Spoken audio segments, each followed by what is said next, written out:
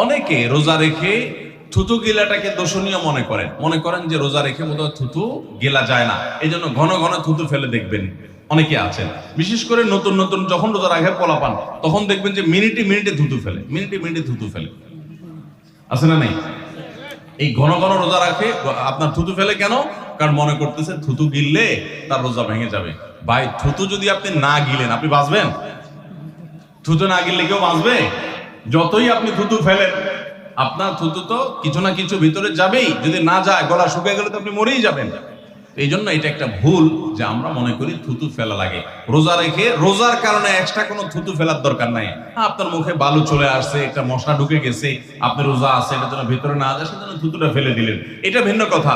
আপনি বেসিনে গিয়ে ফেলে আপনি একটু পানি ঢেলে দিলেন। কিন্তু রোজা রেখে ঘন ঘন থুতু ফেলতে হবে, থুতু গিলা যাবে না, এরকম কোনো কথা নাই। এটা আমাদের একটা ভুল।